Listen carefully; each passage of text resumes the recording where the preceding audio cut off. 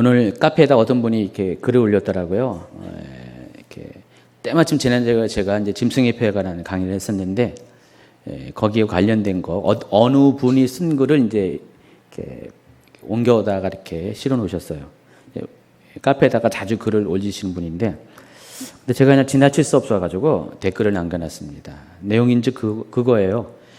짐승의 표에 대해서 많이들 이야기하지만은 그 글 쓴 분의 주장은 그런 거예요.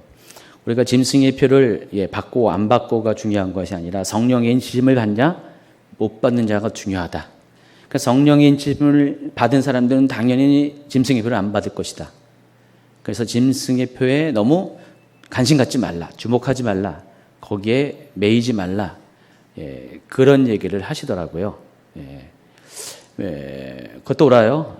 당연히 뭐 틀리지 않습니다. 그런데 그럼에도 불구하고 이제 짐승의 표를 알아야죠. 왜냐하면은 짐승의 표는 결코 상징이 아니기 때문에 실제성이 있습니다. 그러니까 짐승의 표는 그냥 우리가 그냥 어떤 상징적인 해석으로 끝나서 넘어갈 문제가 아니에요.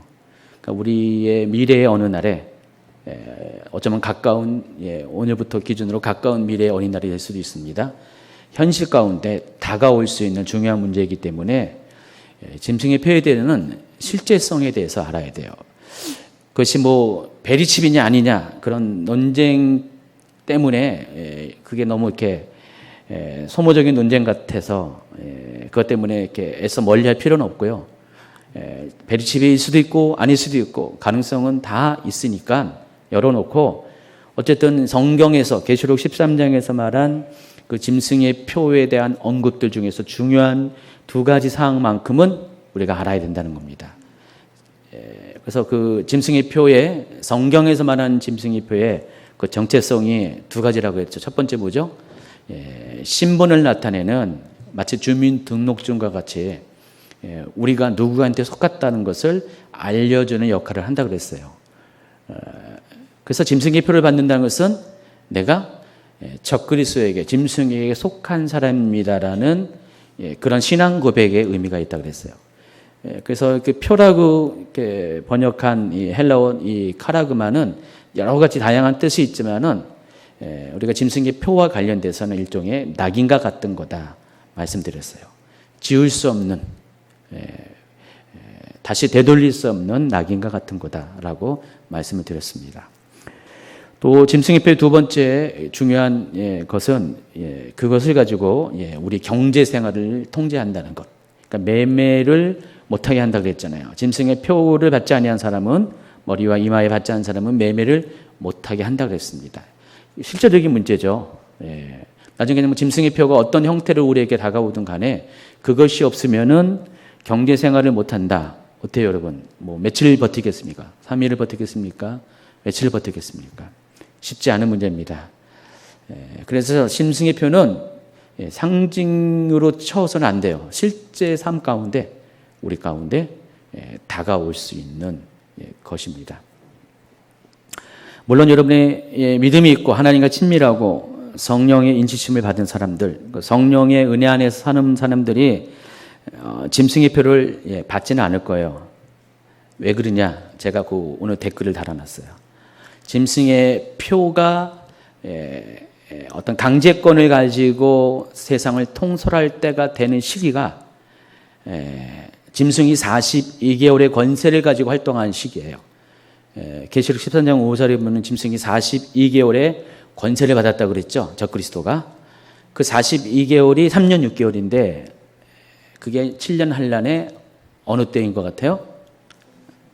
다 알죠? 후 3년 반 기간입니다. 후 3년 반 기간 동안에 42개월 동안 짐승이 권세를 가지고 실제로 짐승의 표를 가지고 강제성을 가지고 사람들을 통제하는 시기가 온다는 것입니다. 그때까지 성령의 인치심을 받은 사람들이, 믿음 있는 사람들이 이 세상에 남아있으면 문제가 있죠. 뭔 말인지 아세요? 이미 다 휴거를 당한 상황이라는 것입니다. 그래서 여러분이 제대로 믿으면은, 제대로 신앙생활하고 제대로 하나님 관계 안에서 있으면은 이미 짐승의 표가 강제화될 시기에는 여러분은 이 세상에 존재하지 않을 것입니다. 근데 문제는 남은 자들이죠. 남아있는 자들이 있어요. 남아있는 자들은 이제 크게는 두 종류입니다. 믿음 안에서, 믿음에서 떠나간 사람이에요. 근데 그것도 두 가지는 나눠요. 완전히 불신자, 전혀 믿지 않은 자들이 당연히 휴거당하지 않겠죠. 근데 믿기는 믿었어도 제대로 못 믿는 분들, 정말 흰옷 입은 준비를 못한 사람들, 준비되지 못한 신부로서의 어떤 영성을 갖추지 못한 사람은 남겨질 수밖에 없죠.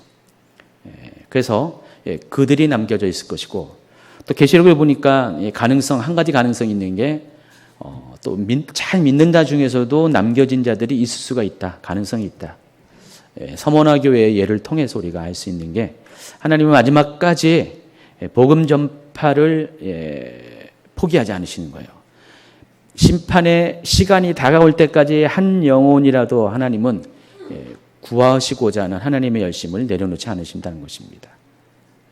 그래서 그 마지막의 역할을 하기 위해서 남겨진 자들이 있을 수가 있어요. 제가 몇 년 전에 정말 꿈을 꿨는데 하룻밤에 3번의 꿈을 연속으로 꿨었어요. 그렇죠. 지금도 기억이 납니다. 2번째 꿈까지는 확실하게 기억나고, 3번째 꿈은 이제 그때도 약간 아리까리했었는데, 제가 북한 땅에 있는 거예요.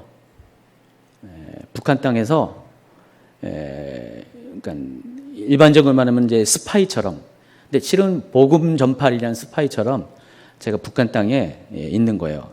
그러니까 무슨 레지스탕스가 거기서 뭐 이렇게 활약을 하는 것처럼 제가 이렇게 함께하는 동지들이 있습니다. 동지들과 함께 아지트에 숨어서 복음을 전파하는 그런 일을 하는 걸 제가 있었어요. 그러다가 어느 날 이제 제가 잡힙니다. 잡혀가지고 죽임을 당해요. 꿈이 끝났습니다. 근데 꿈이 이어졌는데 또 살아있어요, 제가. 근데 이번에는 몇 사람의 그런 소그룹이 아니라 아주 똑같이 북한 땅 안에 아주 큰 대규모의 그런 공동체 안에 제가 있었어요. 큰 빌딩 가운데, 높은 빌딩, 한 10여 층 되는 빌딩 가운데 그 건물 자체가 그 믿는 자들이 함께 거주하는 그런 곳이었어요. 근데 두 번째 꿈에도 역시 발각이 됐어요. 발각이 돼가지고 제가 맨 꼭대층에 있었는데 그 북한의 이제 보위부죠. 북한의 보위부들이 막 공격을 해가지고 쳐들어와가지고 사람들 잡아가는 그 장면에 제가 또 잡혔어요. 근데 첫 번째 꿈인지 두 번째 꿈인지 제가 자중간 불살려졌어요.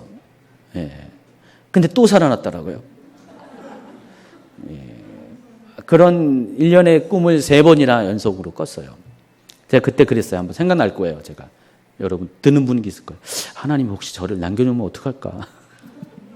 마지막 때 그런 꿈이 아닐까. 꿈이라도 무섭습니까, 여러분? 꿈이라도 그런 일이 없으면, 꿈이라도 그런 일이 없으면 좋겠죠. 그러지 말아야 됩니다. 그냥 여러분이 휴거하는 게 제일 좋아요. 좋습니다. 근데 하나님은 어쨌든 남겨진 자들을 남겨놓을 수가 있어요.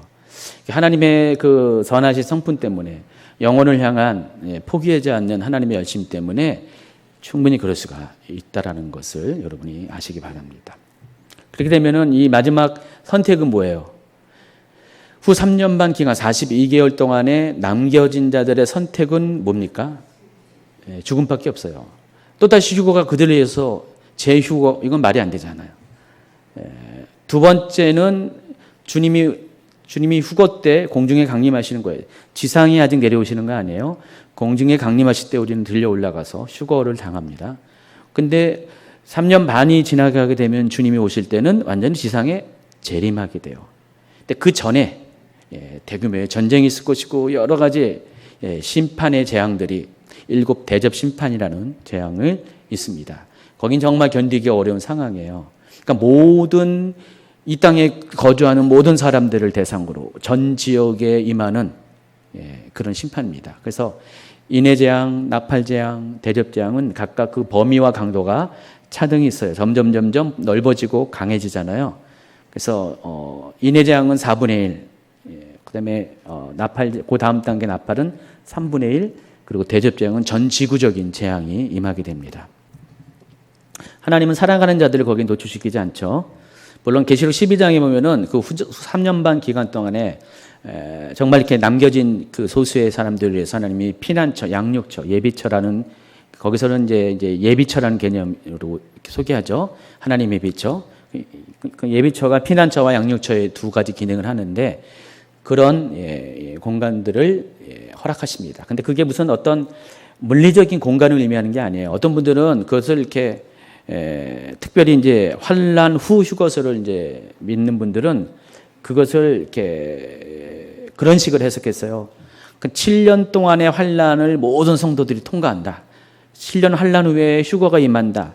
그런 어떤 논리적인 그런 설정 때문에 그러니까 모든 믿는 자들이 남아 있잖아요. 이 세상에 아직 휴거가 환난 후에 있으니까. 그러니까 그들을 위해서 하나님께서 피난처, 예비처를 남겨주셨다.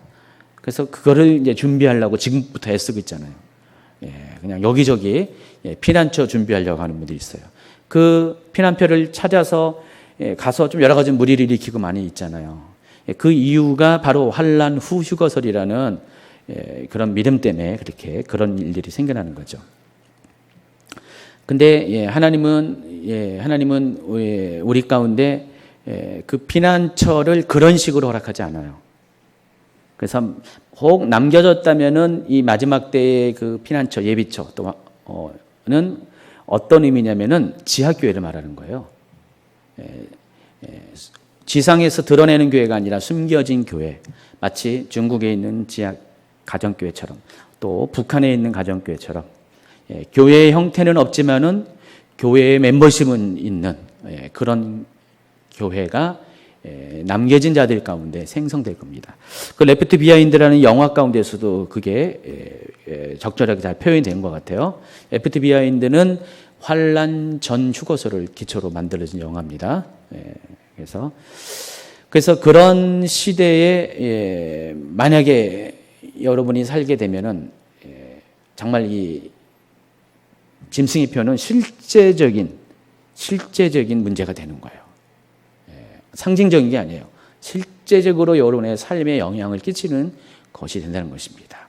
그래서 여러분이 만약에 짐승의 표를 받으면은 적어도 그 기간 동안에 여러분은 어떤 불이익을 당하지 않고 그냥 그 기간 동안에 삶을 유지할 수가 있어요. 그러나 그것을 안 받으면은 그때부터는 여러분의 삶에 치명적인 문제가 생긴다는 것입니다. 어디 길을 가다가도 어떻게 해요? 수시로 짐승의 표를 확인하게 될 겁니다. 낙인을 확인하게 될 겁니다. 뭘 경제 활동을 하려고 해도 그게 있어야지 가능하게 됩니다. 근데 그 짐승의 표를 어떻게 해요? 만약에 그것이 위조가 가능한 거다, 대여가 가능한 거다. 그럼 어떻게 해요? 사람들이 쉽게 머리를 써서 그거 할 수 있어요.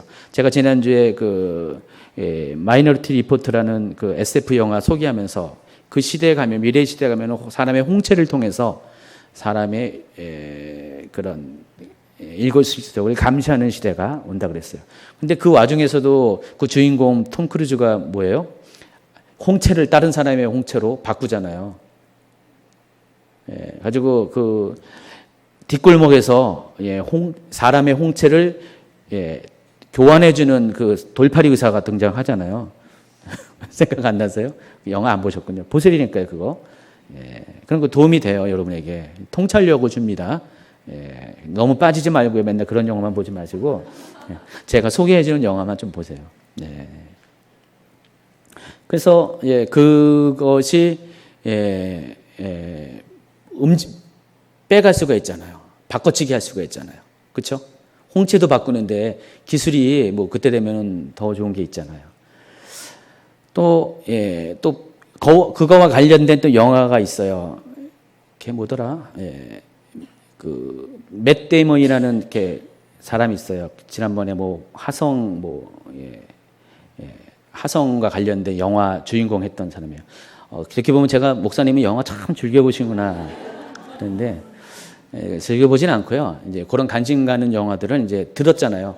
들으면은 좀 찾아봅니다. 일부러 찾아보는데.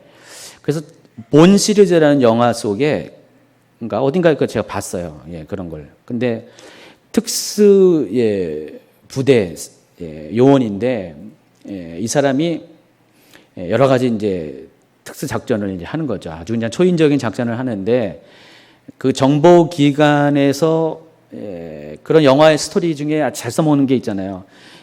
잘 써먹다가 마음에 안 들면은 토사구팽하는 그 요원들을, 그런 스토리들이 많이 있잖아요. 이 사람도 그런 케이스예요.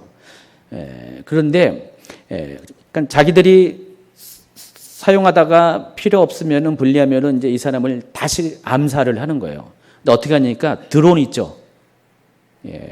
무인 비행기. 드론을 보내요. 드론을 보내가지고 드론이 그 사람 있는 곳을 위치 추적해가지고 가가지고 거기에 폭탄을 떨어뜨려가지고 있는 장소에 폭탄을 떨어뜨려가지고 그냥 흔적 없이 죽여버립니다. 근데 어떻게 찾아가냐? 혹시 그 영화 본 사람 생각나시는지 모르겠네. 안 보셨나요? 이 사람의 이 허리인가 엉덩이 쪽에 뭐가 있냐면은 베리칩같이 위치 추적하는 장치가 숨겨져 있었어요. 몸속에, 체내에. 거기는 한 요 손가락 한 반토막만한 요만한 크기. 그게 여기 숨겨져 있어요. 그러니까 이거를 가지고 정말 인공위성에서 GPS 통해서 이 사람 위치 추적을 하는 거예요. 어디에 있든지 이 사람은 이게 추적이 가능한 거예요. 그러니까 이 사람이 어떻게 하냐면은 어디 헛간 같은 데 숨어 들어가가지고 자기가 자기 수술을 하는 거예요. 수술을 해가지고 이거를 빼내고 또 자기를 죽이려고 했던 요원이 있어요. 그 사람도 똑같이 그런 요원인데 거기서 명령을 받으니까, 그러니까 이 사람도 죽일 수밖에 없느니 안 그러면 자기가 이렇게 똑같이 당하는 거예요.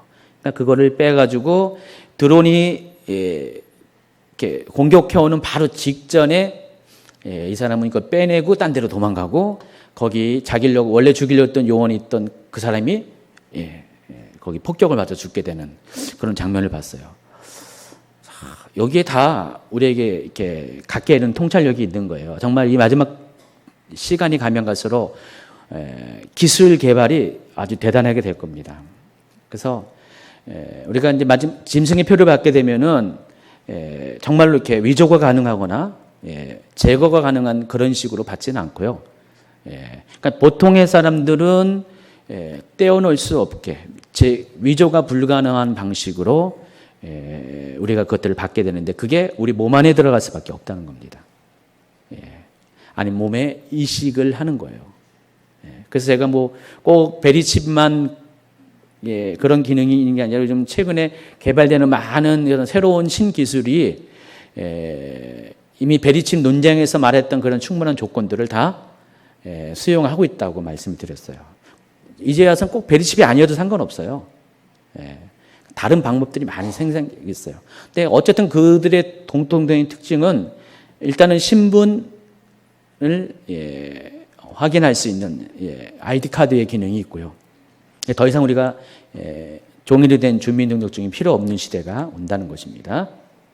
그리고 그걸 통해서 그 신분이 거기서 파악이 되면은 모든 경제 활동을 다 할 수가 있죠.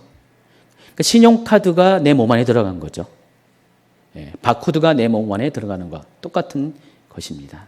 그래서 여기에 있는 이것을 인식할 수 있는 일련 번호, 아이디를 인식할 수 있는, 그러니까 현재 이 베리칩에는 16개의 고유 넘버가 있어. 모든 베리칩마다 16개의 고유 넘버가 있어요.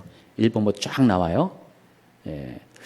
우리나라 010으로 바뀐 번호가 통합된 게가 몇 년 안 됐죠. 010이 나머지 8자리가 있잖아요. 4자리. 그러면 이게 몇 명을 수용하냐면은 8천만 명.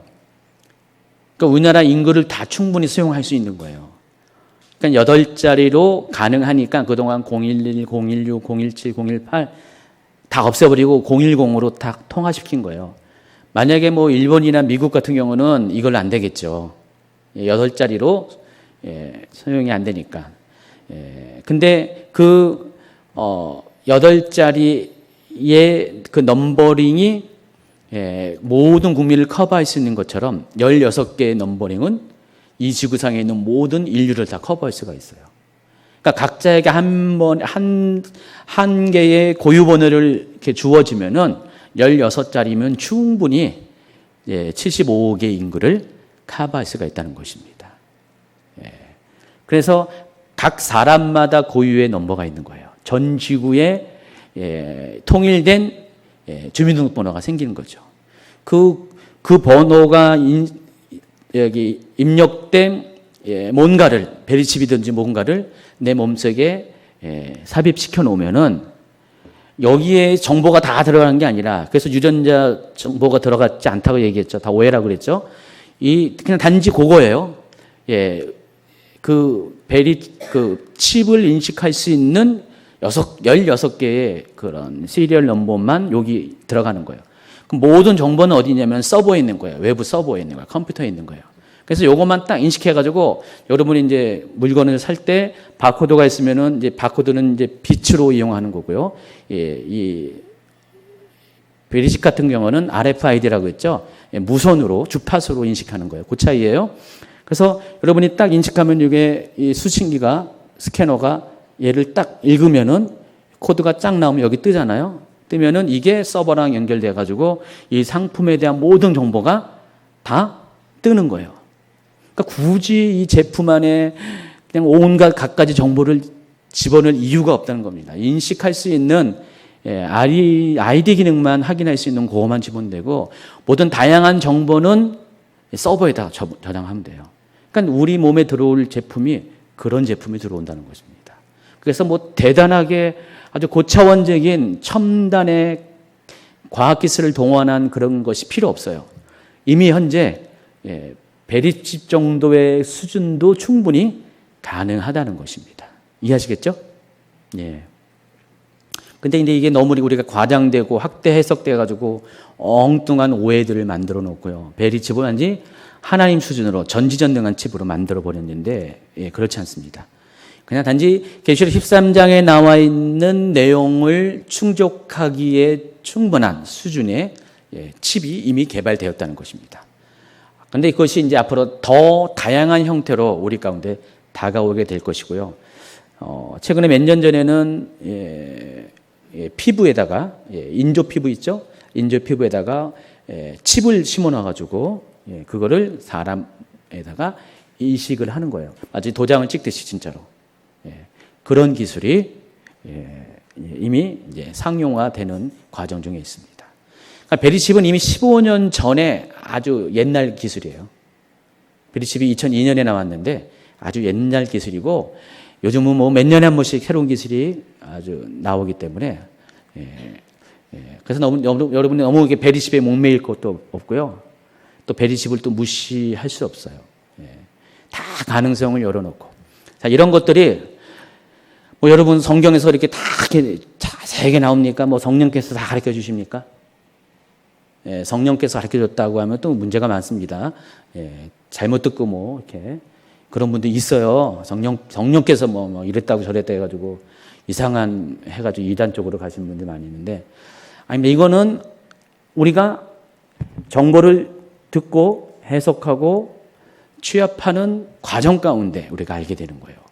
그리고 이것을 제대로 바라볼 수 있는 통찰력이 필요한 거죠. 그래서 제가 이제 그 댓글을 하면서 결국은 뭐예요? 실제로 이 일이 만약에 생기게 되면은 우리가 실제 짐승의 표는 실제적인 거기 때문에 그래서 알아야 된다. 야, 이거는 그냥 성령의 인치심을 받는 사람은 필요 없다. 알 필요도 없고 관심 가지지 말아야 된다. 그럴 게 이렇게 무책임하게 말할 문제가 아니다. 그래서 그렇게 댓글을 달아놨어요. 실질적으로 그렇습니다. 그런 것들이 우리가 너무 이렇게 거기에 새로운 신앙으로 이렇게 섬길 것도 아니지만은 무시해서도 절대 안 됩니다.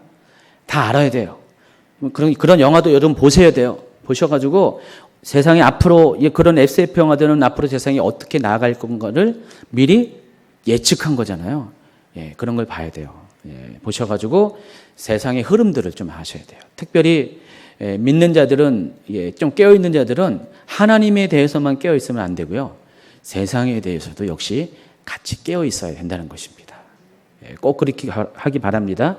그래서 제가 여러분에게 좀 이렇게 도움을 주는 거예요. 그래서 그런 것들을 통찰력을 키울 수 있도록 생각할 수 있도록. 그러니까 여러분이 제가 설명하는 것들을 듣고 그렇다고 동의하면은 그대로 이것을 이렇게 좋게 참조하시고요.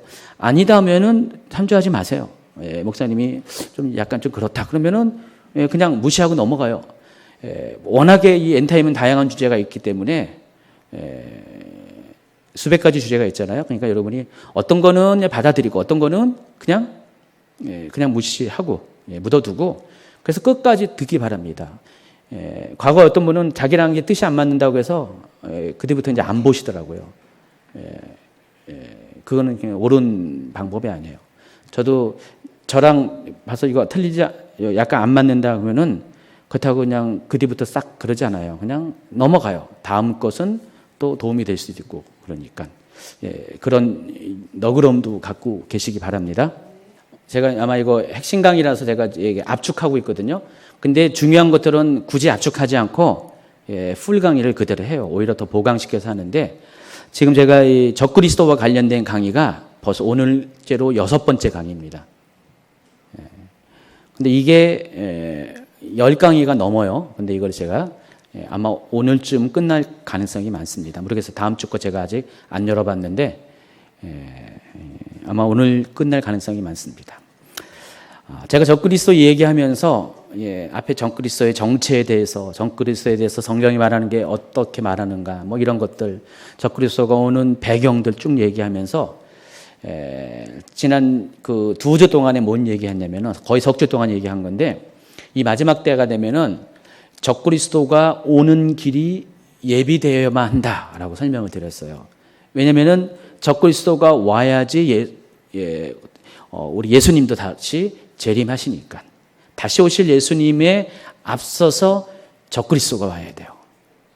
그러니까 데살로니가후서에 보면은 뭐라고 있습니까? 마지막 때에 2가지 일이 있어야 된다고 했죠. 첫 번째, 배도하는 일. 두 번째, 이 적그리스도가 와야 됩니다. 각각 성경마다 마지막 때를 얘기하는 성경마다 조금씩의 관점의 차이는 있어요. 그 중요도가 강조점이 조금씩 다르는데 그 데살로니가후서에 보면은 2가지를 얘기해요.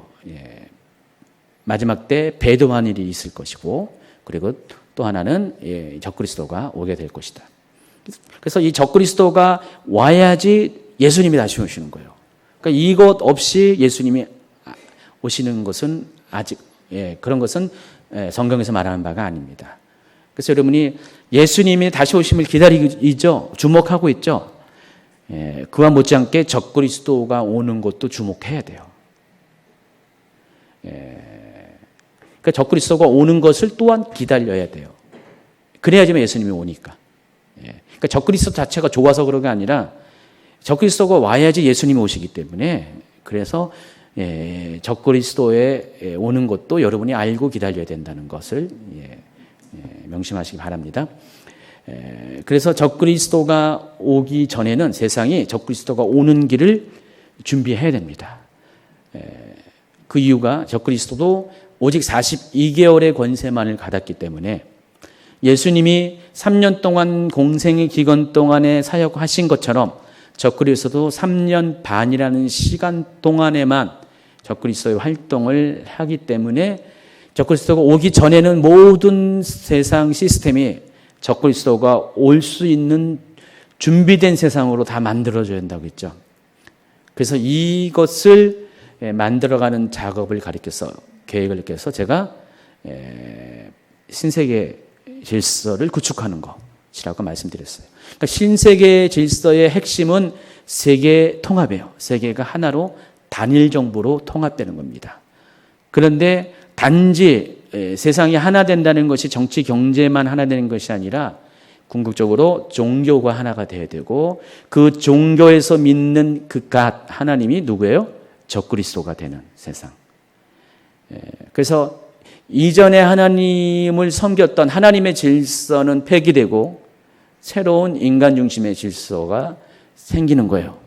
그래서 뉴 월드 오더라고 합니다. 새로운 세상의 질서. 자, 이 일이 언제 시작됐죠?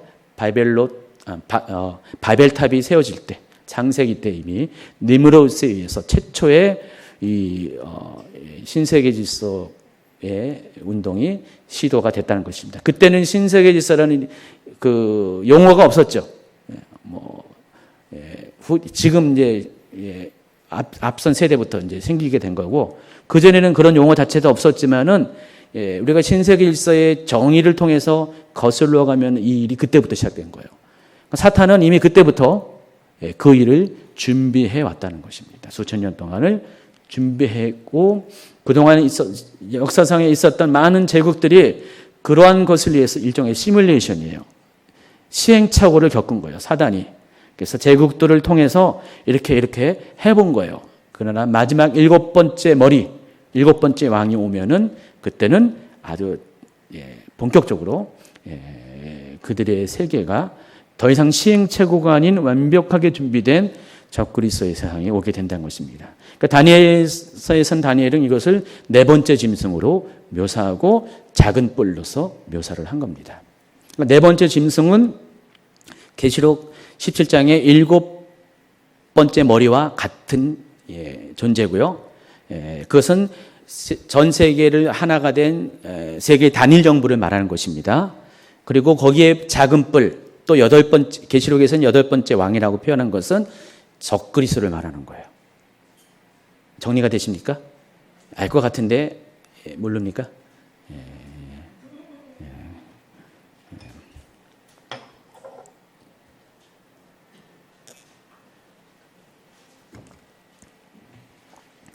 자, 그런데 적그리스도가 오는 길을 예비하는 세 가지의 일을 제가 소개하면서 두 가지를 앞전에 소개했는데, 첫 번째가 세계가 하나가 되는 것, 그래서 궁극적으로 단일 종교가 되는 것, 그리고 지난 시간에 짐승의 표가 준비된다 그랬고요. 오늘 한 가지 마지막으로 더 이야기하는데, 적그리스도가 오기 전에는 세상이 평화로운 세상으로 바뀌어야 돼요. 그래서 그 평화로운 세상의 중심에 뭐가 있냐? 이스라엘이 있습니다. 그래서 오늘은 제가 이스라엘에 대해서 다룰 겁니다. 이스라엘의 회복에 대해서.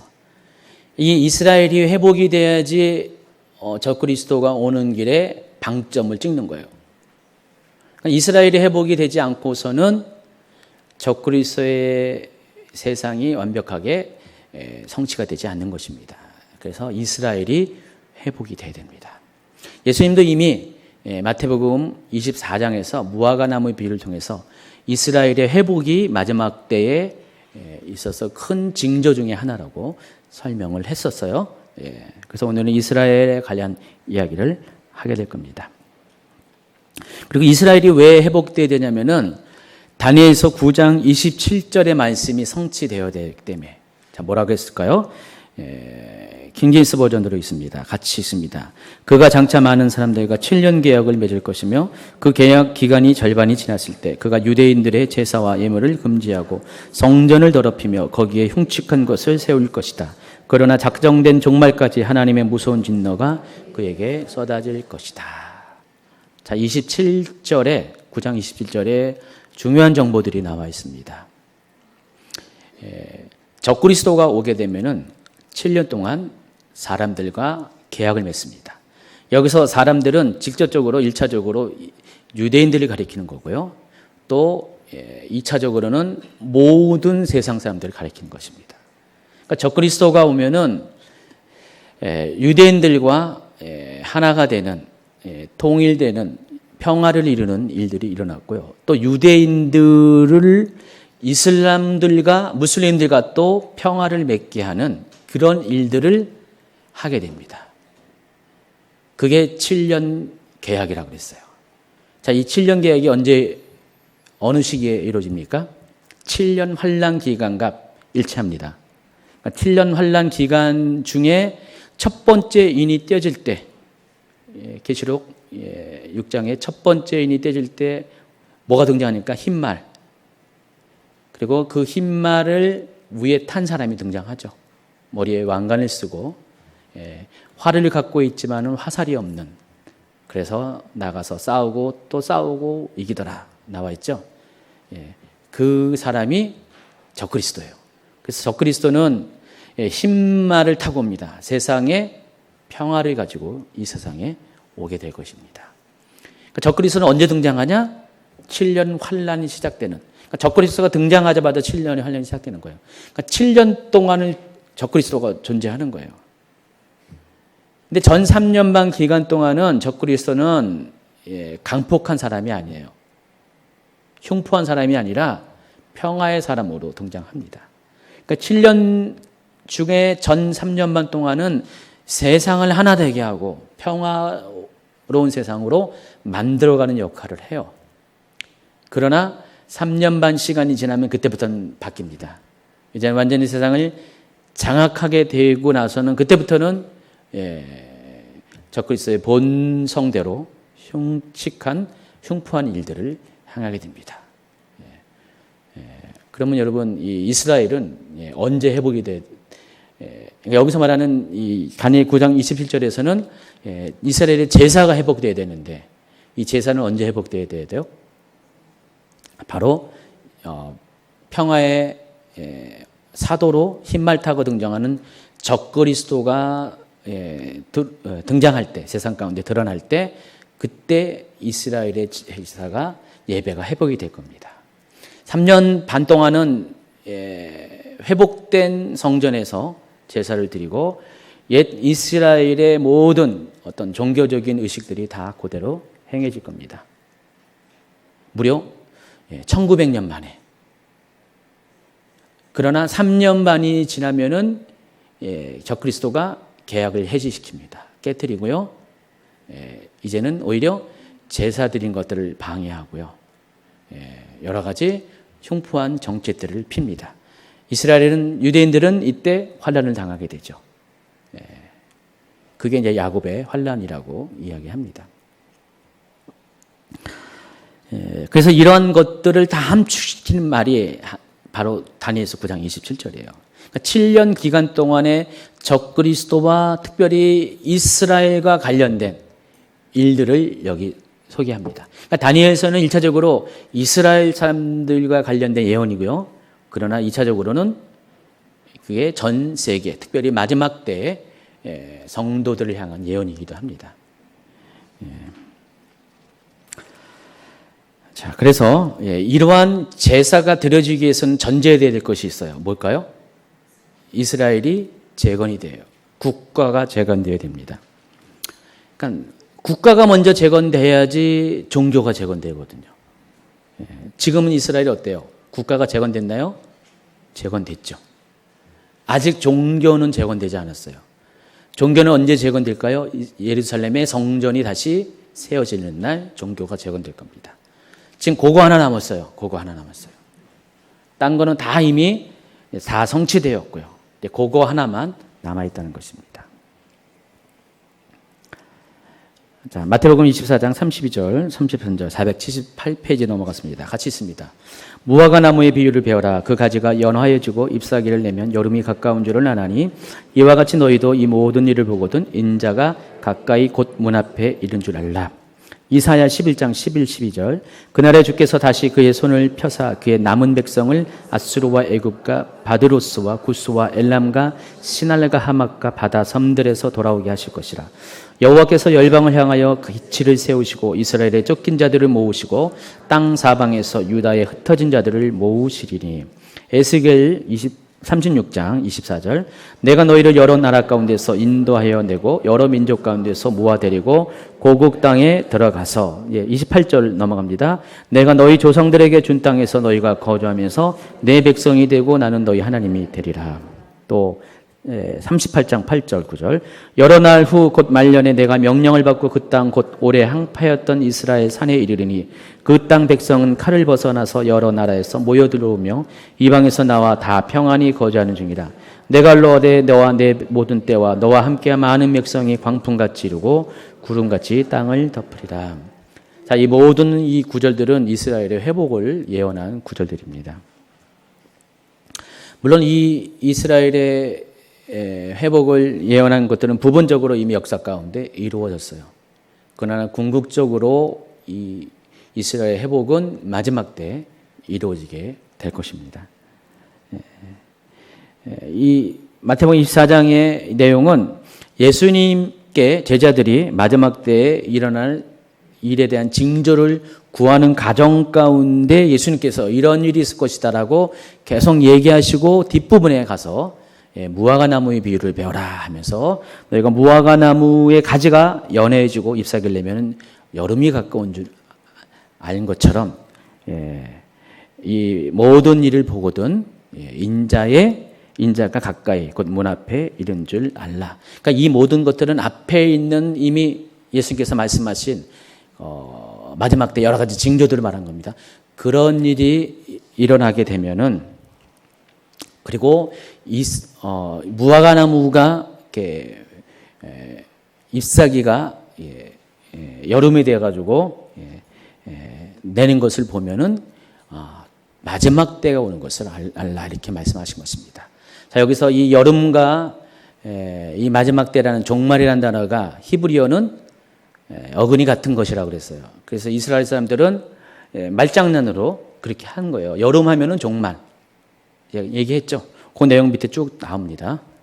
그래서 예수님께서 이 말을 한 것은 무화과 나무의 비유를 통해서 여름이 가까운 것을 알듯이 무화과 나무로 상징되는 이스라엘을 통해서 종말이 가까운 것을 너희가 알 것이다 라고 예언을 한 겁니다. 그래서 그 내용이 쭉 나와 있어서 어디까지 나오냐면 479, 480, 481까지 다 이미 다룬 거예요. 뭐 제가 또 다시 얘기해야 되나요? 굳이 얘기 안 해도 되죠. 다 아시는 내용이죠. 자, 그러면 이제 본격적으로 이스라엘이 어떻게 재건됐는가를 여러분이 아시기 바랍니다. 자, 이스라엘이 흩어졌습니다. 언제 흩어졌죠?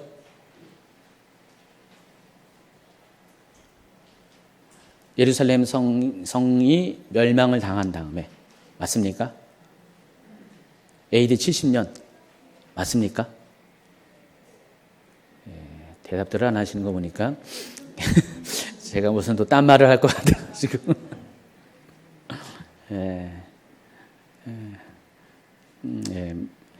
맞기도 하지만은 100% 정답은 아니죠. 여러분 그 이스라엘 예루살렘 성이 함락된 게 이제 AD 70년이지만은 이미 그 전부터 68년부터 예루살렘을 포위하고 공격하는 로마 군대들의 그런 시도들이 있었습니다. 오래 끌었죠. 몇 년 끌었죠. 그 중에 그 처음에 그 예루살렘을 이렇게 포위하고 예루살렘을 함락시키려고 했던 그 로마 군대 총사령관 장군 베스파시우스 장군이 있었는데 이 사람이 갑자기 그 로마 본국에서 황제가 죽으면서 이 사람이 황제가 돼버렸어요. 그래서 그 공백 기간이 있었습니다. 그리고 나서 그 공백 기간을 두고 그 아들 티투스 장군이 아버지의 뒤를 이어서 예루살렘을 함락시키죠. 나중에 또 이 티투스 장군이 아버지에 이어서 로마의 황제가 됩니다. 로마는 원래 그 저기를 안 해요. 그 세습을 안 합니다. 황제 세습을 안 해요. 로마는 계속해서 사람들이 바뀌어요. 가끔 가다가 뭐 아버지를 이어서 하는 데가 중간중간에 있지만은 거의 안 합니다. 근데 베스파시우스 황제도 그냥 장군이었어요. 장군이었다가 그런 권력 싸움에서 이겨가지고 황제가 됐어요. 그래서 몇 년 걸린 거예요. 자, 그런데 이 예루살렘 성의 함락이 발생한 것이 뭐 때문이냐면 AD 66년에 유대인 반란이 있었어요. 봉기가 있었어요. 유대 봉기가 있어가지고 그 영향 때문에 로마 정부에서 화가 난 거예요. 로마 제국에서 화가 나가지고 그러면 그 전까지는 자치권을 부여했거든요. 총독을 두고 또 나름대로 분봉왕들을 둬가지고요. 이미 AD BC 164년 3년부터 하스모니안 왕조라고 있어요. 그 마카비 혁명 후에 세워진 하스모니안 왕조 때부터 그 시기까지 거의 몇 년이에요? 100년 해가지고 약 한 30년? 그 기간 동안에 유대인들에 의한 자치왕조가 있었어요. 나라는 없어진 거 맞아요. 그 느부갓네살 왕 이후엔 유대라는 나라가 없어진 건 맞지만은 그러나 독립을 못했어도 자치권은 이렇게 있었어요. 물론 마카비 왕조 때는 독립한 거나 다름없죠. 그런 어떤 자치권을 가지고 있었는데 로마 정부가 그걸 이렇게 허용을 한 거죠. 근데 유대인들이 반란을 일으키면서 로마 정부가 가만두지 않은 거예요. 이번에는 이제 완전 자치권 자체를 없애면서 완전히 유대인들을 정치적으로 완전히 죽여버리는 그 일을 한 거예요. 근데 그럼에도 불구하고 유대인들은 그 땅에 살았어요. 그러다가 AD 135년경에 2차 봉기를 또 일어났습니다. 또 반란을 한 거예요. 그래서 그때는 로마 정부가 더 혹독한 정치를 탄압 정치를 펴가지고 그때부터 실은 디아스포라가 그때부터 발생한 거죠. AD 70년이 아니라 135년 이후에 발생해가지고 그때 더 이상 유대에서 땅에 있을 수가 없기 때문에 흩어지기 시작합니다. 그러니까 그 전까지 기독교도요. 초기 기독교는 초대교회는 바로 그 땅에서 있었던 거예요. 그러다가 그 이후로는 기독교 세력도 흩어지면서 그때부터 유대적인 뿌리가 다 없어진 거예요. 그때 이후부터 이방으로 다 가면서 유대교적인 뿌리가 없어졌어요. 그러니까 그 전까지 이스라엘은 유대인 사회에서는 여러분 잘 알고 있는 뭐죠? 사두개파, 바리새파, 에세네파, 또 열심당, 진로당이라고 있죠. 네 개의 분파가 있었고요. 뭐 정전이 무너지면 사두개파 없어지고 열심당 없어지고 또 에세네파는 시간이 점점 지나가면서 생육을 못하니까 결혼을 못하니까 자연적으로 수가 줄으면서 쿰란에서 없어져 버리고요. 그렇지만은 또 한 가지 파가 있었어요. 나사렛파가 있었어요. 이스라엘은. 예수 믿는 유대인이에요. 율법을 지키면서 예수를 믿는 유대인이 나사렛파예요. 여러분이 아는 12사도는 다 나사렛파였었어요. 근데 그 공동체가 AD 135년까지는 다 있었다는 거죠. 있었는데 점점 그게 이제 완전히 유대가 2차 봉기 이후로 완전히 디아스포라가 되면서 그것도 이제 없어지기 시작합니다. 그래서 그때 이후로 유대 땅에서는 팔레스틴 땅에서는 유대인들이 거의 흔적이 없는 거예요. 그때부터 무려 1900년 가까운 시간에 이 팔레스틴 사람에는 유대인들이 안 살았어요. 그럼 누가 살았겠어요? 온갖 잡스러운 민족들이 다 돌아서 한 거죠. 여러분 이 팔레스틴 민족이라고 지금 말하는 이 사람들은 그때 이후로 들어온 여기저기서 떠들어 들어온 사람들이에요. 그래서 원래 있었던 그 블레셋 민족의 후예가 아니에요. 이 사람들은 원래 이 팔레스틴이라는 이름이 어디서 왔어요? 블레셋에서 온 거잖아요. 그러니까 유럽 사람들이 이 땅에 있는 사람들을 부를 때 이 지역을 팔레스틴의 땅이다 해가지고 블레셋이라고 부른 거예요. 블레셋이 이제 한글로 할 때 블레셋이라고 했는데 영어로 하면 팔레스틴입니다. 그래서 그 사람들이 거기서 이제 살기 시작한 거예요. 옛날에 그 이스라엘 역사 가운데 있었던 팔레스틴 사람하고는 전혀 상관이 없는 사람들입니다. 그때 이후로 이렇게 갈 곳 없는 아랍인들이 들어와서 정착하면서 거기에서 오래 살다 보니까 나름대로 민족을 이루게 된 거죠. 오랫동안 살다 보니까. 솔직히 어느 민족이다 어디 뿌리를 가지고 말할 수는 없어요. 그런 사람들이 살게 됩니다. 그래서 그 땅은 평화로운 세상이었어요. 근데 그 중간에 뭐가 있었어요? 중간중간에 그 거룩한 생활을 회복시킨다 해가지고 십자가 운동이 있었고요. 십자가 전쟁이 있었고요. 십자군 전쟁이 있었고요. 그런 일들이 이제 중간 세기에 좀 있었고요. 여전히 이 땅은 계속해서 그렇게 지내왔었어요. 그러다가 1900년도에 들어가면서 1900년도 전부터 19세기 후반부터 시오니즘이 시작됩니다. 시오니즘 들어봤죠? 시오니즘은 그거예요. 하나님께서 우리에게 허락하신 그 옛 땅 있죠. 그것을 이제 시온산이 거기 있다고, 성전이 있는 그 산이 시온산이라고 불렀거든요. 그 시온의 산으로 우리가 돌아가서 우리의 종교를 회복하고 우리의 문화를 회복해야지 유대인들이 살아갈 수 있다라는 그런 운동이에요. 왜 이런 일이 생겼냐면 당시에 유럽에서 유대인들을 혐오하는 일들이 생겼어요. 유대인들이 이미 각 민족 가운데 들어가서 한 국민이 되었잖아요. 유대계 폴란드 사람, 유대계 독일 사람, 프랑스 사람, 그런 식으로 각 나라별로 이렇게 동화가 됐었는데 유대인들은 그럼에도 불구하고 복장과 문화와 종교에 있어서 독특함을 잃지 않았잖아요. 그러니까 유대인은 그 사회에서 항상 튀는 존재였어요. 그러다 보니까 어느 시기에 이르러서 유대인들이 좀 돈도 그렇고 여러 가지 면에서 기득권들을 차지하는 시기가 오면서 기존의 나라 사람들이 유대인들을 싫어하기 시작한 거예요. 또 유대인들이 보통 우리가 어떤 영화나 무슨 이런 거 보면은 아주 그냥 수전노 이렇게 막 이렇게 묘사를 하고 있잖아요. 고리대금업자, 유대인 뭐 이런 식으로. 실제로 유대인이 그 당시에 사람들은 이렇게 돈을 빌려주고 이자를 받는 것들에 대해서 일반적인 유럽 사람들은 그것을 좀 이렇게 부도덕한 거로 여기고요.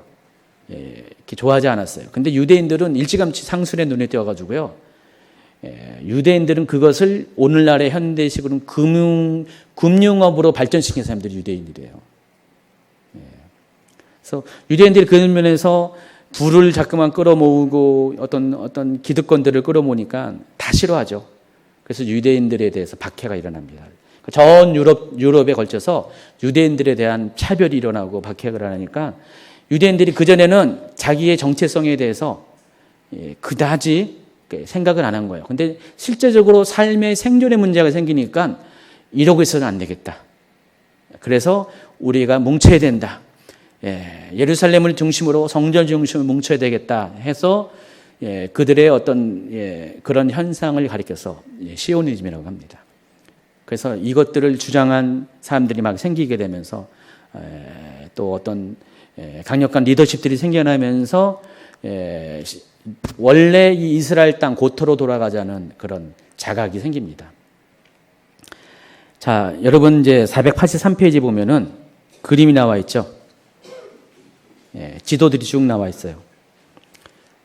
지도 나와 있는데 1920년대 이전에 보면은 이 지금 이스라엘 땅을 보면은 여러분 이렇게 파란색으로 표시되어 있죠.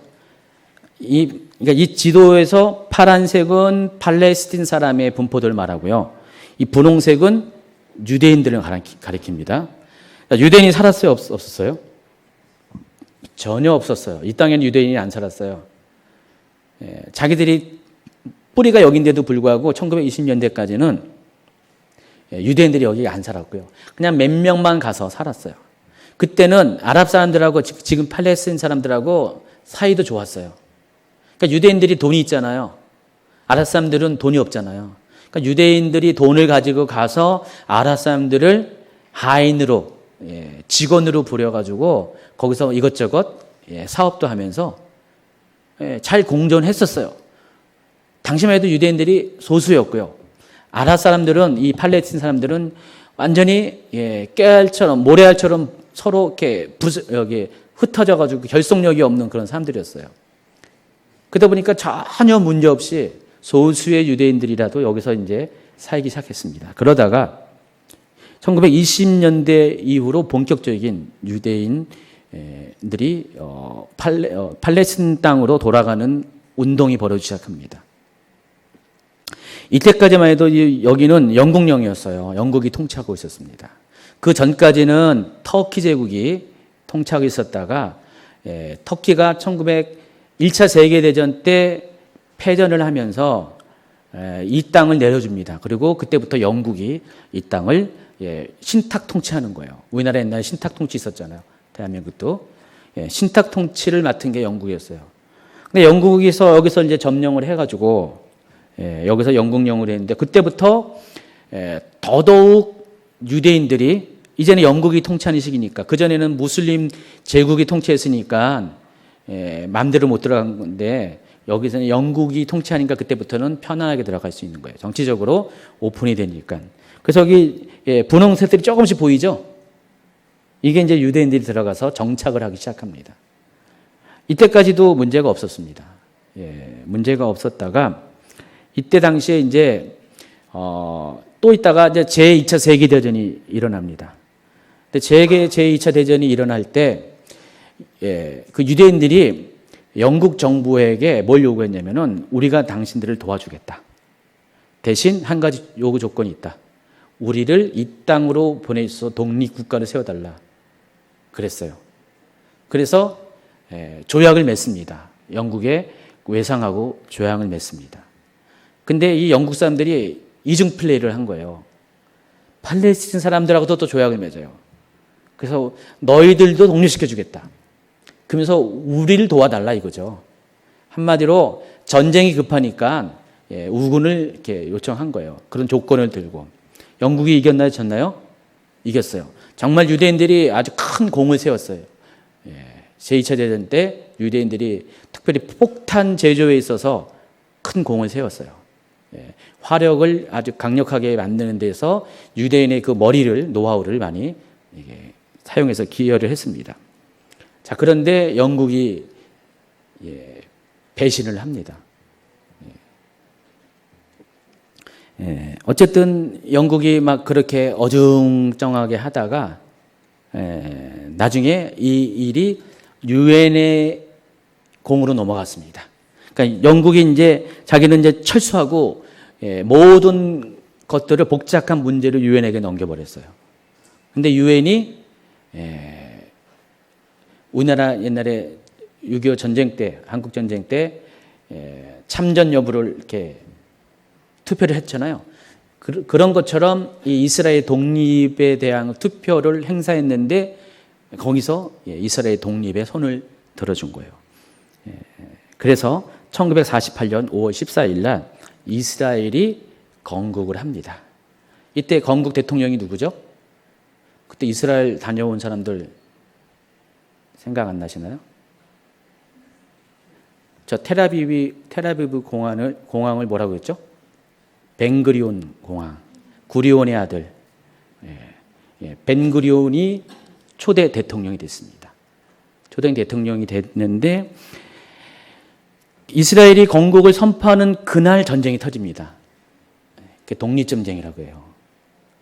가지고 이 사방을 둘러싼 아랍 국가들이 공격을 하는데 이스라엘은 그때 굉장히 열세였었어요. 거의 뭐 게임이 안 될 수준의 그런 전력의 열세를 갖고 있는데 하나님 기적적으로 또 열심히 목숨을 다해서 이들이 싸워서 결국은 독립전쟁에서 승리합니다. 그리고 나서 계속해서 4번에 걸쳐서 전쟁이 벌어집니다. 1979년까지. 특이한 것은 이 전쟁을 하면서 이스라엘이 땅이 넓어져요. 1979년에는 땅이 어디까지 갔습니까? 밑에 있는 좌측 그림 보면은 지금 이집트, 시나이 반도까지 이스라엘이 다 차지했어요. 그러니까 이집트가 진 거예요. 져가지고 이스라엘이 여기까지 밀고 내려와가지고 국경이 형성이 됐어요. 그러다가 이제 이집트가 대통령이 바뀌면서 정권이 바뀌면서 이스라엘에 대한 유화 정책을 펼치게 되면서 그 협상의 결과 이집트는 시나이 반도를 다시 내줍니다. 솔직히 시나이 반도는 다 사막 땅이잖아요. 뭐 볼 것도 없잖아요. 그러니까 이스라엘로서는 뭐 가져가봤자 관리만 힘드니까 그 대신 이스라엘과의 화친을 통해서 적어도 이 남쪽만이라도 적이 없어야 되잖아요. 그래서 이집트와 평화 조약을 맺습니다. 이집트 그 전까지만 해도 이집트가 굉장히 호전적이었거든요. 이스라엘에 대해서. 그러니까 이집트가 중심되어 가지고 계속 전쟁을 일으킨 건데 이제 그 관계를 청산하고 평화에 공존하는 관계로 이제 바꿔지면서 이 땅을 다시 돌려줍니다. 그래서 이게 1979년 3월 26일 날 시나이 반도를 돌려주면서 이집트와 이스라엘이 정식으로 수교를 맺습니다. 그리고 뭐 최근 몇 년 전까지만 해도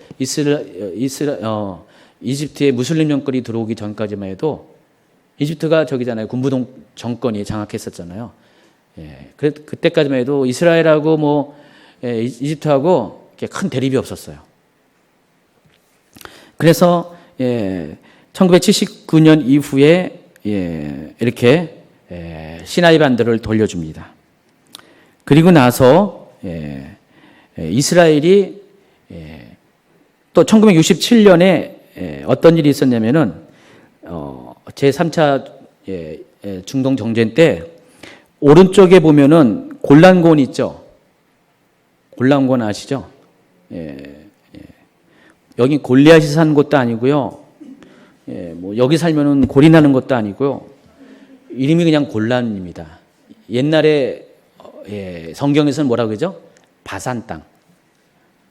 지난번에 여기 갔는데 바산 하면은 떠오르는 게 있잖아요. 바산의 암소 성경에 들어봤죠? 소가 많더라고요 여기요. 암소인지 숫소인지는 몰랐는데 저지간 소가 많아요 여기요. 여기 다 현무암 지대로 돼 있어요. 고원지대예요. 1000m 되는. 그러니까 우리나라 대관령 연상하시면 됩니다. 거기 대관령 가면 소들이 많잖아요. 소 키우기가 좋은 거예요. 초목이 많고. 그러다 보니까 여기 소가 많은 지역이에요. 여기를 어디로부터 뺐었습니까? 시리아로부터 뺐습니다. 근데 원래 이게 이스라엘 땅이었잖아요 예전에. 그래서 여기를 뺐고 또 어딜 뺐냐면은 웨스트뱅크라고 서안지대. 그러니까 예루살렘을 중심으로 해서 남북으로 이렇게 동편에 있는 예루살렘 중심으로 남북으로 동편에 있는 땅인데 왜 서안지대일 것 같아요? 아마 요단강을 중심으로 서쪽에 있다 해서 서안지대인 것 같아요. 그래서 이 웨스트뱅크를 이스라엘 영으로 들어갑니다. 근데 여기는 그 전까지는 다 아랍 사람들이 살고 있었어요. 그러니까 이스라엘이 빨간 지역을 점령하니까 아랍 사람들이 다 이렇게 몰려 나가가지고 요르단으로 넘어가든지 아니면은 요 웨스트뱅크 쪽으로 다 갔었어요. 여기에 국경이 형성이 됐었어요. 그 전에. 근데 여기까지 이제 이스라엘 영토가 돼요.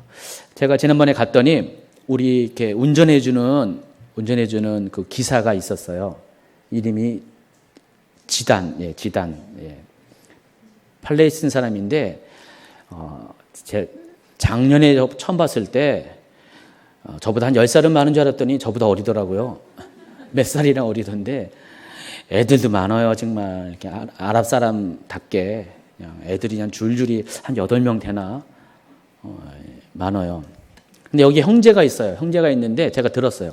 형제가 있는데 6명이 여기도 많아요. 많은데 그 형제 중에 일부는 저 요르단에 있는 거예요. 국적이 달라요. 요르단에 있습니다. 그때 그랬대요. 이 팔레스틴 사람들이 이스라엘이 들어오면서 자기들을 다 죽일 것이라고. 그런 소문을 듣고 많은 사람들이 도망을 간 거예요. 요르단 쪽으로 도망간 거예요.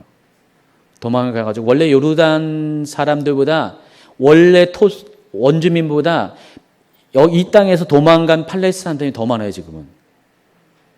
그래가지고 요르단 국민의 분포도 보면은 팔레스틴계 요르단 사람들이 훨씬 더 많다는 얘기를 들었어요. 많이 도망갔어요. 근데 미처 못 도망간 사람도 있었어요. 근데 그들에게 이스라엘이 어떻게 했냐면은 너희들 안 죽일 거다. 여기 남겨두고 여기서 시민권을 줄 거다. 근데 어떤 사람은 믿었고 어떤 사람은 안 믿었어요. 다수가 안 믿었고 도망갔는데 믿은 사람은 여기서 남게 된 거고요. 진짜 시민권을 받고 이스라엘이 훨씬 잘 살잖아요. 요르단보다 몇 배나 잘 사니까 풍족한 삶을 살고 있어요.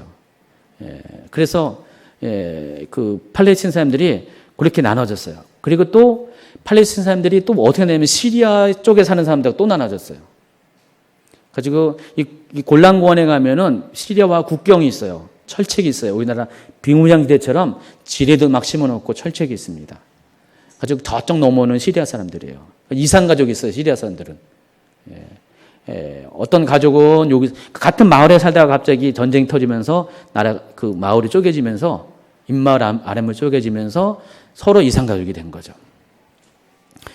그래서 이스라엘 땅이 지금 이런 식으로 해가지고 회복이 됐는데 이 회복을 시켜보니까 성경에 예언한 그대로 이스라엘이 단에서부터 브엘세바까지 성경에 예언한 그 땅이 그대로 완전히 회복이 된 거예요. 정치가 회복됐죠. 주권이 회복됐죠. 영토가 회복이 됐다는 것입니다. 그래서 지금은요, 전 세계에서 아까 읽어드린 성경의 이야기들처럼 사람들이 막 이스라엘로 들어오고 있습니다. 그러니까 이스라엘은 그 국가적으로 외국에 살고 있는 유대계 뿌리를 가진 사람들을 원래 그 땅으로 돌아오게 하는 정책을 핍니다. 우대 정책을 피는 거예요. 오면은 정착금을 주고요, 집도 제공해가지고요, 그들이 살아갈 수 있는 터전을 맙니다. 우리나라 뭐 북한 탈북민들이 와서 옛날에는 그래도 뭐 좀 대우를 해줬다고 요즘은 아주 그냥 빈약하게 해주죠. 이 정도가 아니라 완전히 터전을 일구고 살아갈 수 있을 정도로 그들의 이주를 도와줍니다. 그래서 1948년만 해도 건국 초기만 해도 이 이스라엘 땅의 유대인들이 67만 명 살았었어요. 그 67만 명이 전쟁을 계속 승리한 거예요. 대단한 거죠. 그러다가 3년 뒤에 2배 이상으로 증가되고 1973년에는 270만, 1987년에는 350만, 그리고 현재는 780만 정도의 유대인들이 살고 있습니다. 그리고 지금도 계속해서 외국에 있는 유대인들이 들어와요. 아프리카 쪽에 있는 유대인, 러시아에 있는 유대인, 각 나라에 또 유대 공동체가 있잖아요. 거기 있는 사람들을 계속해서 끌어들이고 있습니다. 자, 이것을 가리켜서 알리야 운동이라고 합니다. 그걸 압니까? 알리야.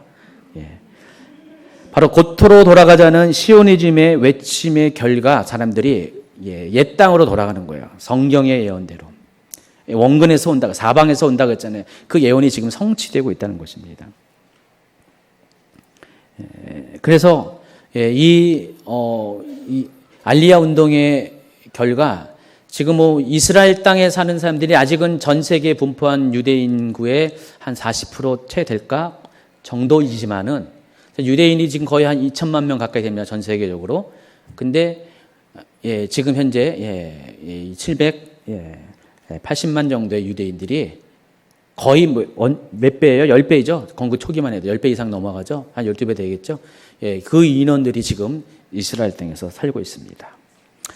자, 모든 것들이 지금 이스라엘의 나라가 재건됐고 국토가 재건됐고 인구가 재건됐어요.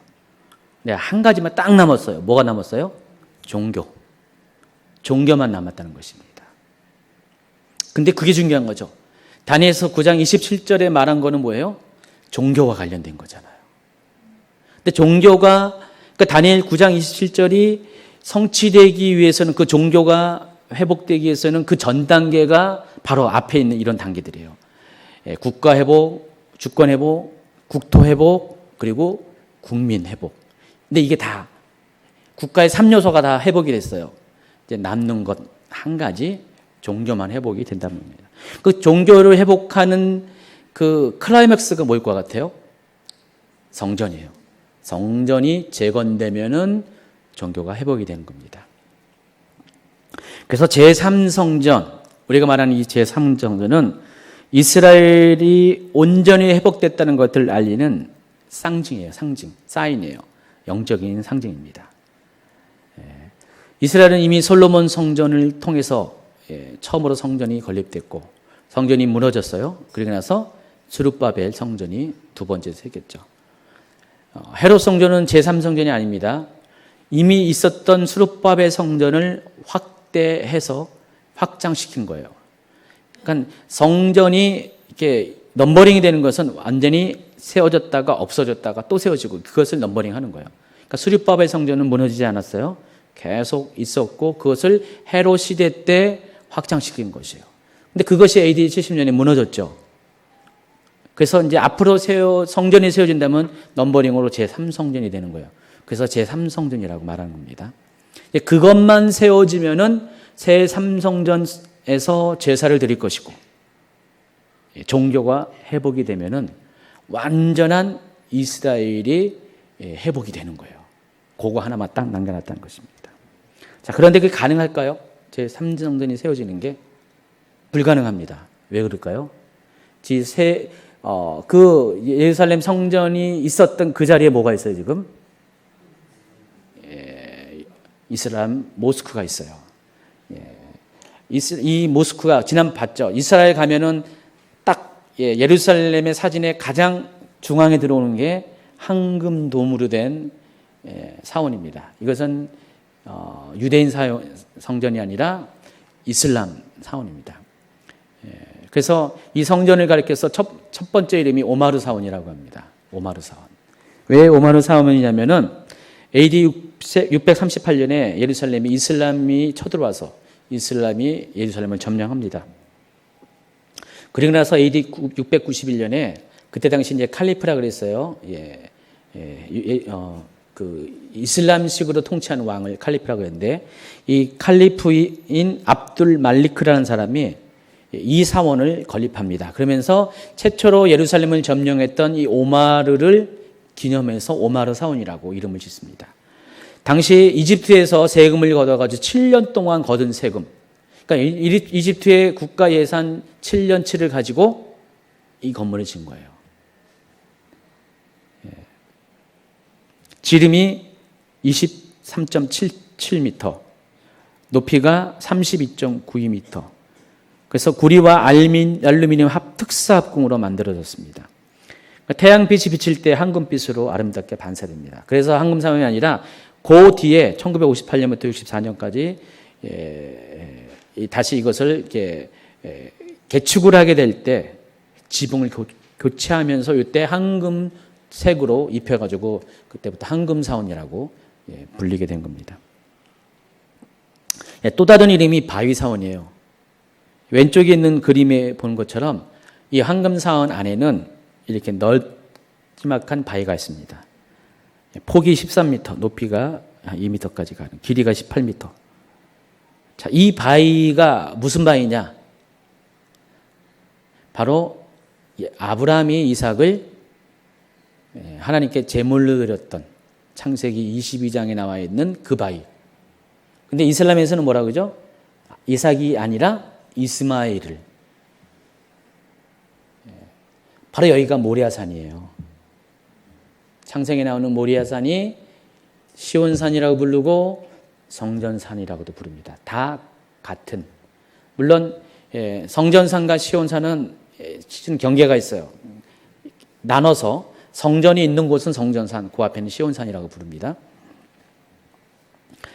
근데 왜 이슬람에서 이것이 굉장히 유명한 중요한 지역이냐면은 단지 사원 때문에 그런 게 아니라 이슬람의 그런 전설에 의하면 모하메드가 여기서 승천을 했대요. 모하메드가 이 바위를 딛고 하늘로 올라갔다. 그래서 이슬람에서는 여기가 세계에서 이슬람의 세 번째 성지가 되는 거예요.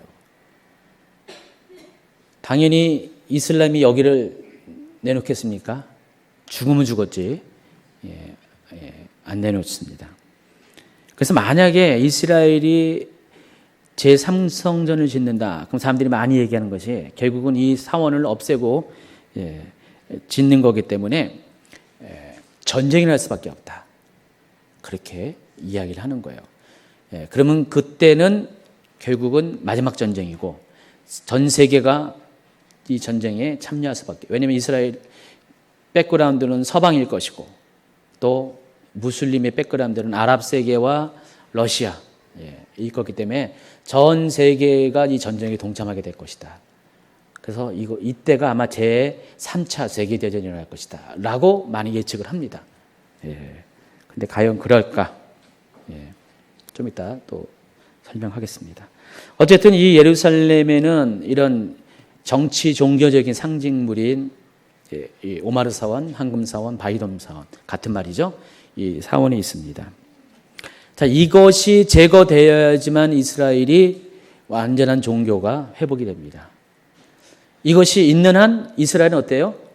여전히 평화가 없는 거예요. 이것이 바로 그 평화롭지 못한 정치 상황을 대변하는 상징이기도 합니다. 이 사원이. 그래서 이 사원이 있음으로 인해서 예루살렘은 평화가 없는 거예요. 여러분 예루살렘 가면은 깜짝 놀란 것 중에 하나가 중동 국가에 가면은 그 코란 외우는 소리가 있잖아요. 그 탑에서 계속 모스크에서 방송으로 내보는 소리 예루살렘에도 있고 똑같이 들어요. 저는 깜짝 놀라서 처음에 갔을 때 여기가 예루살렘 맞나? 왜냐면 여기에 이 오마르 사원도 있고요. 알 악사 사원인가? 또 모스크가 또 있어요, 옆에. 거기서 이렇게 기도 시간을 알리는 그런 아잔이라 그러죠. 그게 막 들립니다. 가지고 예루살렘을 그냥 막 시내를 떠들썩하게 올드시티 말하죠. 올드시티를 떠들썩하게 하는 그런 일이 있습니다. 그러니까 이스라엘은 굉장히 복잡해요. 다양한 민족이 살고요. 다양한 인종이 살고 또 다양한 종교가 있습니다. 특별히 예루살렘 올드시티만 해더라도요. 예루살렘 인구가 몇 명이었나요? 그때 200만인가 300만인가 뭐 그렇죠. 이스라엘 인구의 거의 한 30~40%가 여기 몰려 사는데 외곽으로 점점 이렇게 확장되면서 이제는 도시가 넓어졌는데 원래 그 성전산을 중심으로 올드시티가 있어요. 그 올드시티를 보면은 486페이지 보면은 이렇게 옛날에 성곽을 말합니다. 다윗과 솔로몬 시대 때의 성곽인데 이 성곽에 이 4개의 구역이 나눠졌어요. 기독교인 지역, 아르메니안 지역, 회교도 지역, 유대인 지역. 근데 재밌는 거는 골목을 사이로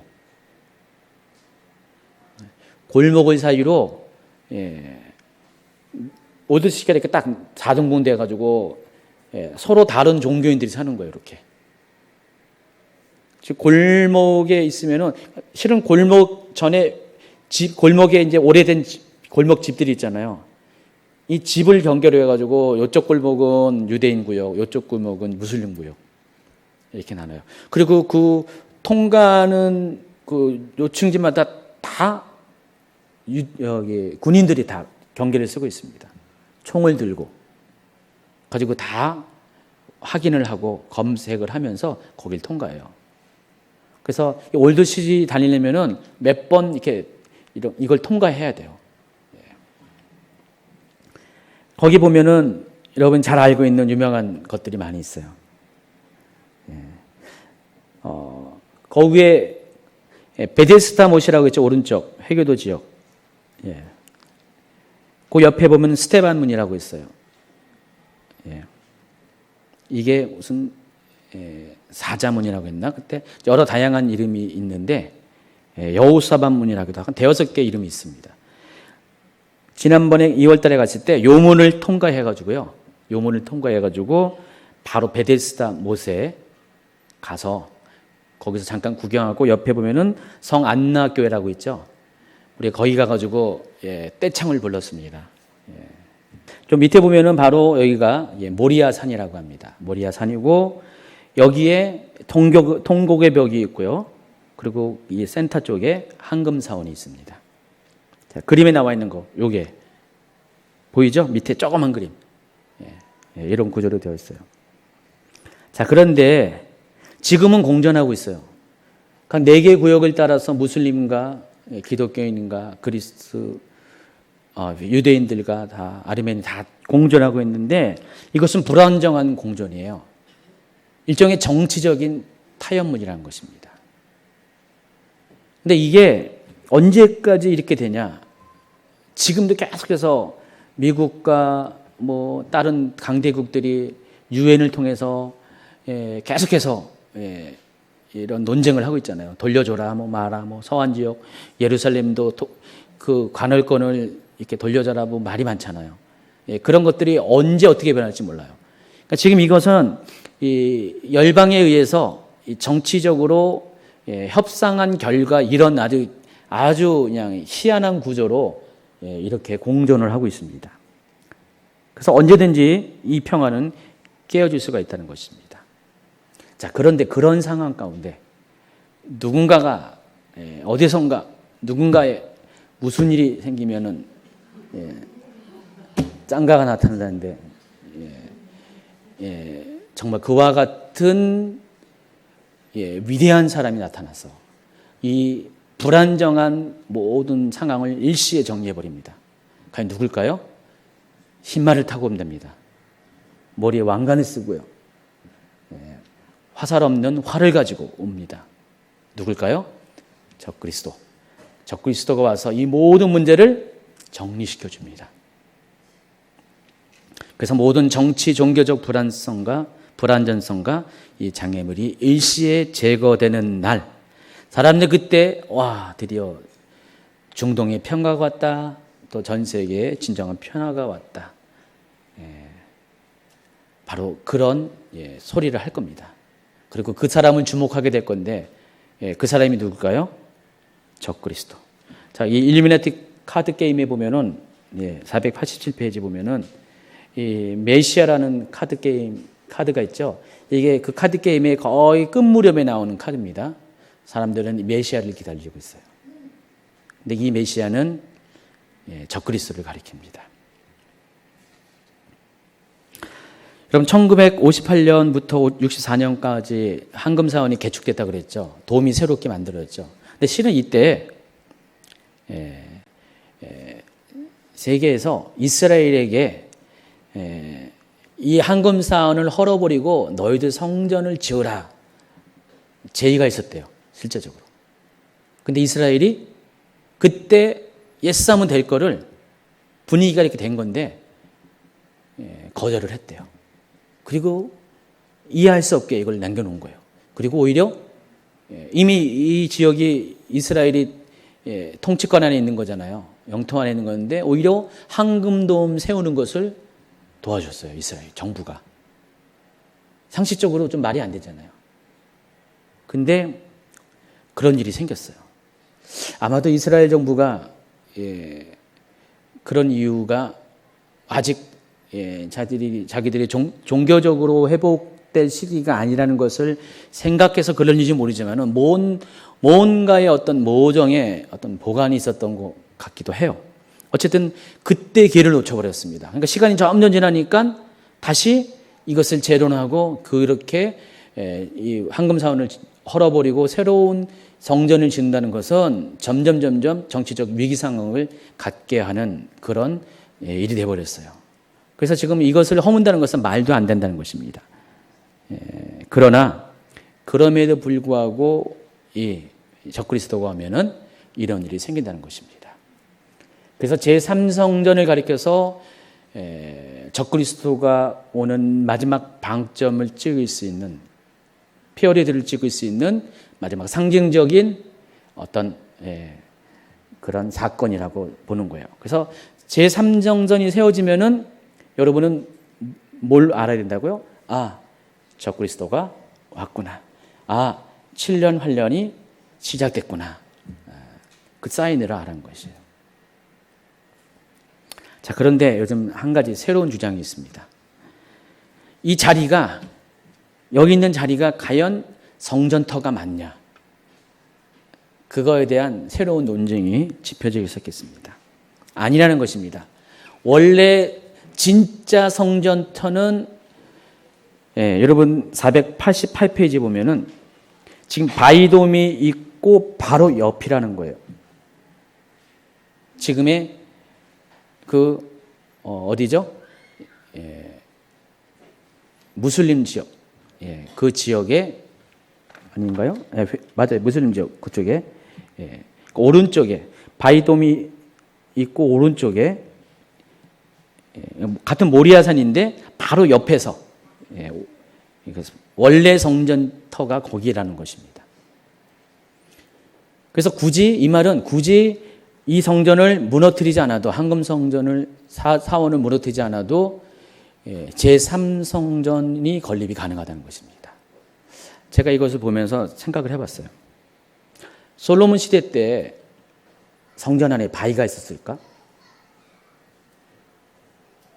한번 생각해 보세요. 상식적으로.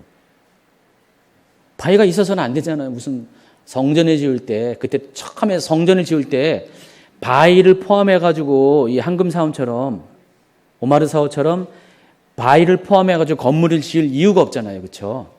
이해하시겠어요? 예. 그 처음부터 성전은 바위를 빗겨난 장소였을 가능성이 많아요. 상식이에요. 근데 우리는 그동안 이 바위가 포함되는 이곳이 성전터라고 이렇게 잘못 알고 있었다는 거예요. 근데 정확하게 이것을 이렇게 과학적으로 분석하고 보니까 우리가 잘못 알고 있었다. 진짜 성전터는 바로 옆이다.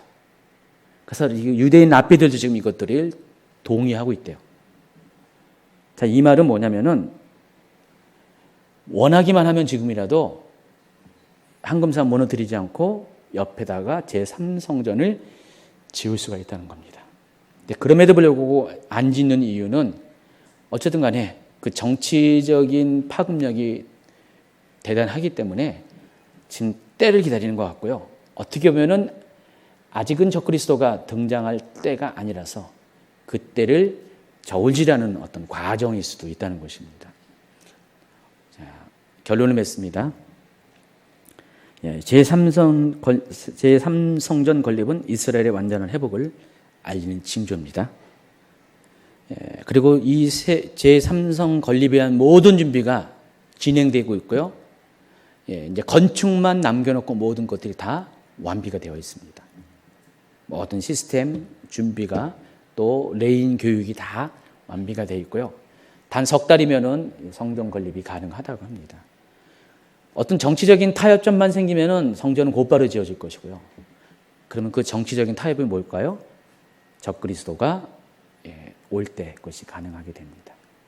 적그리스도는 이걸 통해서 세상의 평화의 사도로서의 자기의 존재감을 드러낼 것이고요. 점점 그를 중심으로 세상을 하나 되게 만들어 갈 것이고요.